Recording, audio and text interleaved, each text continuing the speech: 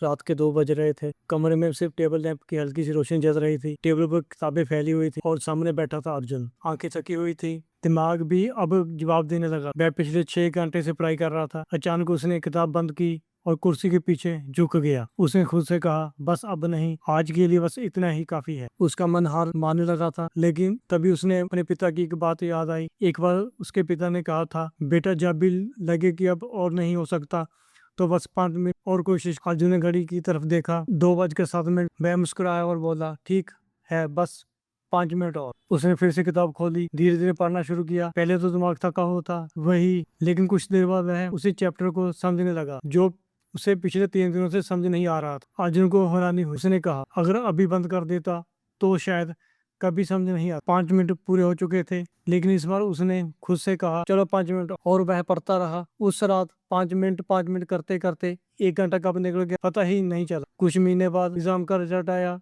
अर्जुन का नाम टॉप 10 में था। लोग उसे पूछने लगे, तुमने इतनी सफलता कैसे हासिल की? अर्जुन बस मुस्कुराता था, क्योंकि उसे पता था, क्योंकि उसकी सफलता का कोई बड़ी चीज नहीं था। वह सिर्फ एक छोटी सी आदत थी, हार मानने से पहले 5 मिनट की कोशिश करना। कई साल बाद अर्जुन अपनी जिंदगी को पीछे मुड़कर देखता है तो उसे एहसास होता है, उसकी जिंदगी बड़े फैसलों से नहीं बदली थी, उसकी जिंदगी बदली थी उन छोटे छोटे 5 मिनटों से, जब वह हार मान सकता था लेकिन उसने कोशिश जारी रखी। जिंदगी में सफलता अक्सर उन्हीं लोगों को मिलती है जो हार मानने से ठीक पहले कहते हैं, बस 5 मिनट और, क्योंकि कई बार सफलता और हार के बीच की दूरी सिर्फ 5 मिनट की होती है।